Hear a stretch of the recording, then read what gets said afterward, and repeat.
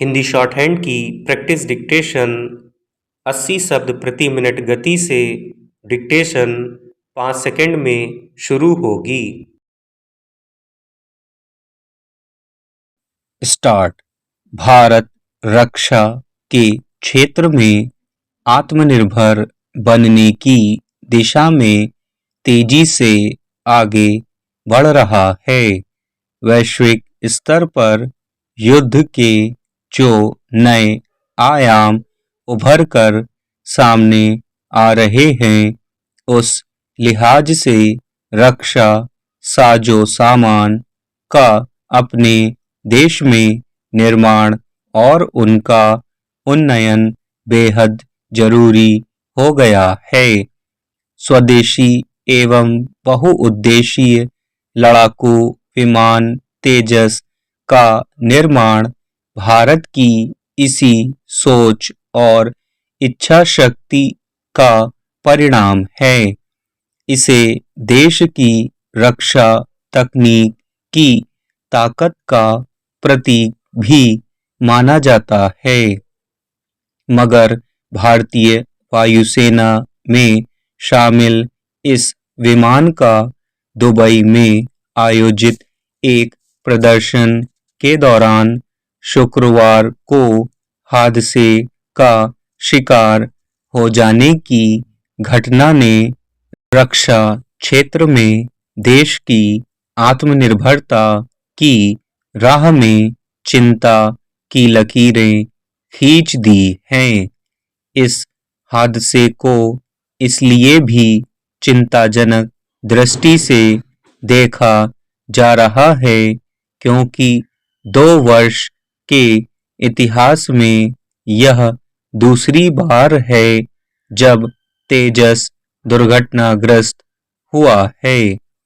इससे पहले मार्च 2024 में राजस्थान के जैसलमेर में भारतीय सेनाओं के एक त्रिसेवा अभ्यास के दौरान यह लड़ाकू विमान दुर्घटनाग्रस्त हो गया था। तब शुरुआती जांच में विमान के इंजन में तकनीकी खराबी की ओर इशारा किया गया था।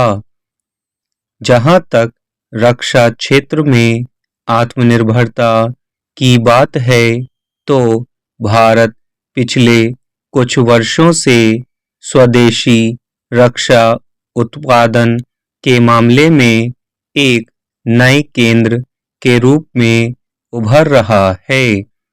देश में आत्मनिर्भरता एक मार्गदर्शक सिद्धांत रहा है जिसने स्थानीय डिजाइन, विकास और विनिर्माण को प्राथमिकता देने वाली नीतियों को प्रेरित किया है। सरकारी सुधारों, रणनीतिक निवेश और औद्योगिक साझेदारियों ने नवाचार को बढ़ावा देकर घरेलू रक्षा क्षमताओं को मजबूत किया है। भारत ने स्वदेशी रक्षा प्रणाली, आकाश तीर, ब्रह्मोस मिसाइल और लड़ाकू विमान तेजस जैसे रक्षा उपकरणों को तैयार कर दुनिया को अपनी तकनीक एवं उसकी शक्ति का परिचय दिया है। ऑपरेशन सिंदूर के दौरान देश की इस आधुनिक रक्षा प्रणाली ने अपनी क्षमता को बखूबी दर्ज किया है। सरकारी आंकड़ों के मुताबिक भारत का रक्षा निर्यात वर्ष 2013-14 में 686 करोड़ रुपए से बढ़कर 2024-25 में 23,622 करोड़ रुपए हो गया है। यह तस्वीर आत्मनिर्भर और विश्व स्तर पर प्रतिस्पर्धी रक्षा उद्योग के लिए देश के निरंतर एवं गहन प्रयासों को रेखांकित करती है। करीब 2 दशक के विकास और परीक्षण के बाद लड़ाकू विमान तेजस को बेहद सुरक्षित माना जाता रहा है। इसका निर्माण वर्ष 2007 में शुरू हुआ था।